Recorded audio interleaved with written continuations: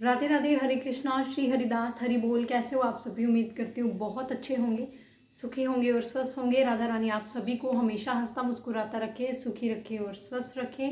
कल बहुत सारे मैसेजेस आ रहे थे कि कल की जो वीडियो मैंने बोला था राधाष्टमी के भोग के लिए, वो मैंने अपलोड नहीं की है क्योंकि कल जो है मेरी तबीयत ठीक नहीं थी, आज भी नहीं है, तो उसके लिए मैं क्षमा चाहती हूँ। बाकी चलिए जल्दी से वीडियो के विषय पर बात कर रहे हैं। बहुत सारे मैसेजेस थे कि दीदी आपने भोग के बारे में प्रॉपरली बताया नहीं है कि राधाष्टमी आ रही है और क्या क्या भोग लगाना चाहिए, राधा रानी का सबसे प्रिय भोग क्या है, उस दिन हमें किस तरीके से हम लोग उन्हें भोग लगा सकते हैं और उस दिन क्या क्या कर सकते हैं। बहुत सारे क्वेश्चन हैं।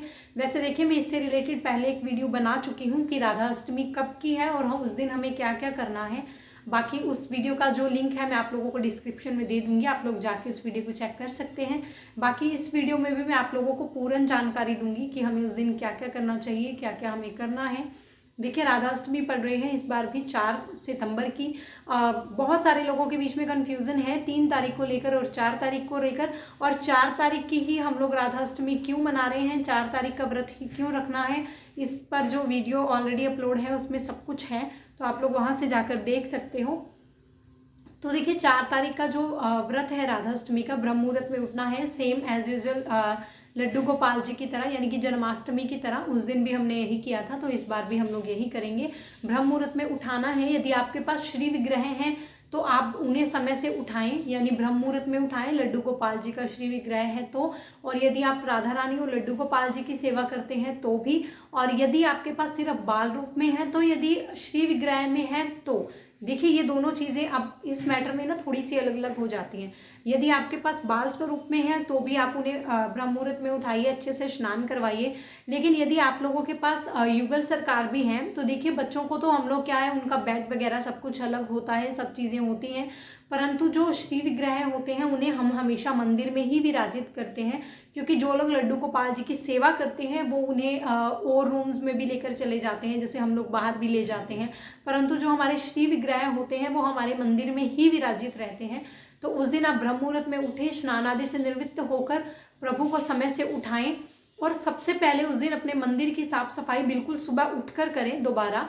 और सबसे पहले मंदिर में कलश को स्थापित करें, यानी कि जल का जो कलश होता है आप उसे स्थापित करें। उसके बाद ही अपने श्री विग्रह को, अपने कान्हा जी और अपनी राधा रानी को अपने मंदिर में स्थापित करें। और यदि लड्डू गोपाल जी और बाल राधा आपके उस स्वरूप में है तो आप उन्हें भी मंदिर में विराजित कीजिए उस दिन के लिए।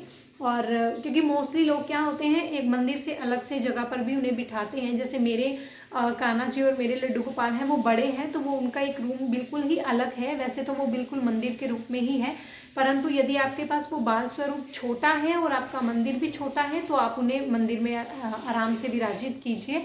और उसके बाद अब हमें क्या करना है, आप उन्हें स्नान करवाइए, सुंदर सुंदर वस्त्र पहनाइए। ध्यान रखें कि स्नान आपको राधा रानी को पंचामृत से करवाना है। पंचामृत से स्नान करवाकर आप राधा रानी को अपने मंदिर में विराजित कीजिए, उनकी आराधना कीजिए, व्रत का संकल्प लीजिए और राधा रानी को धूप दीप फल, उनका श्रृंगार, सारी चीज़ें, सारा सामान आप राधा रानी को अर्पित कीजिए।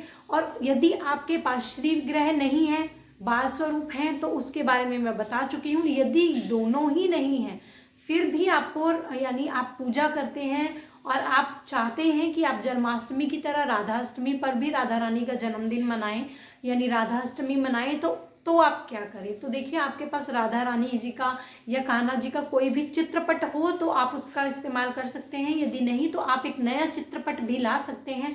और मंदिर को अच्छे से साफ सुथरा बनाकर मंदिर के अंदर कलश स्थापित करके आप राधा रानी का चित्रपट रखिए और चित्रपट की पूजा कीजिए। उसके बाद आप पूरा दिन व्रत का संकल्प लीजिए, राधा रानी को खूब सारा आप जो भी भोग आपके मन से आप बनाना चाहते हैं वो भोग आप बना कर दें।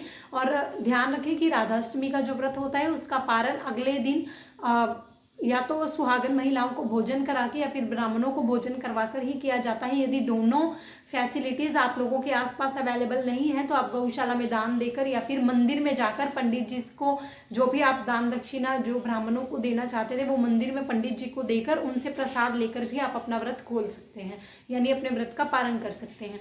अब बात करते हैं राधा रानी जी के सबसे प्रिय भोग की, कि हम उस दिन क्या क्या भोग लगा सकते हैं, क्या अन्न का भोग लगा सकते हैं। देखिए, आपकी लाडो का जन्मदिन आप कुछ भी कीजिए, जैसे आपके मन का भाव है आप वैसे मनाइए। और उन्हें खीर देनी है।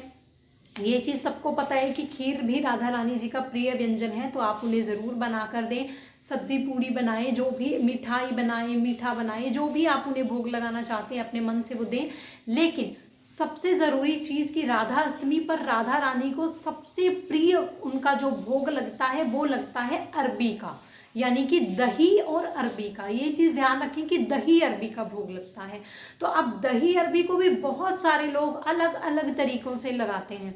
देखिए बरसाना धाम में जो है इस दिन यदि आप जाते हैं या जो भी लोग गए होंगे वो जानते होंगे कि इस दिन वहाँ पर जो दुकानें होती हैं वहाँ पर भी दही अरबी आप लोगों को राधा रानी को भोग लगाने के लिए मिल जाती है, क्योंकि वहाँ पर वो चीज़ बनती है।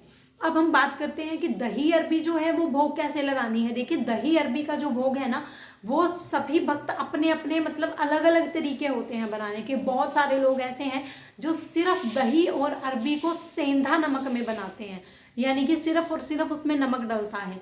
और बहुत सारे लोग ऐसे होते हैं जो जीरा डालते हैं, नमक डालते हैं, हल्की सी हल्दी डालते हैं और कुछ भी नहीं डालते। और बहुत सारे लोग हैं जो हल्दी को भी तामसिक भोजन में मानते हैं, वो हल्दी नहीं डालते, वो सिर्फ हल्का सा जीरे का प्रयोग करते हैं या फिर सेंधा नमक का प्रयोग करते हैं। अब बहुत सारे लोग ऐसे भी हैं जो सिर्फ दही में ही दही अरबी बनाते हैं, ना तो वो नमक डालते हैं, ना ही वो जीरा डालते हैं, ना ही वो किसी और चीज़ में तड़का लगाते हैं, वो सिर्फ देसी घी में तड़का लगाते हैं और दही अरबी का भोग बनाते हैं बिना कुछ डाले हुए।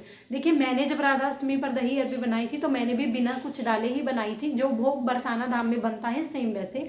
बाकी अगर आप लोग चाहें तो आप लोग जीरा डाल सकते हैं, जीरा से इतना ज़्यादा वो कुछ नहीं होता, लेकिन ध्यान रखें कि हल्दी वगैरह ना ही डालें, क्योंकि नहीं डालेंगे तो अच्छी बात है, क्योंकि जब लोग मना करते हैं तो एक चीज़ का वहम जब मन में आ जाए तो फिर वो चीज़ नहीं करनी चाहिए।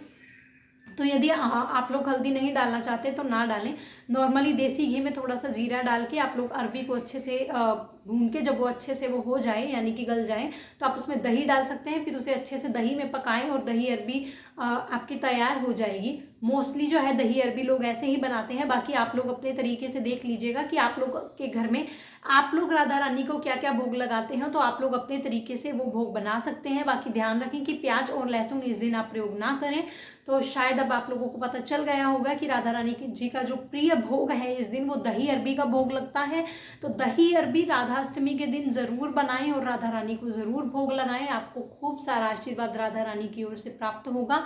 और यदि इसके अलावा भी आप लोगों को कुछ चीज़ समझ में ना आए तो यूट्यूब पर बहुत सारी वीडियोज़ अवेलेबल हैं राधा रानी के स्पेशल दही अरबी के भोग की, तो आप लोग वहाँ से जाकर भी वो वीडियोज़ को देख सकते हैं। तो अगर आप लोगों के इसके अलावा भी कोई क्वेश्चंस हों तो प्लीज़ मुझे कमेंट करके ज़रूर बताइएगा, मैं कोशिश करूँगी कि आपके क्वेश्चंस के आंसर दे पाऊँ। तो मिलते हैं नेक्स्ट वीडियो में, तब तक के लिए राधे राधे, हरे कृष्णा, श्री हरिदास।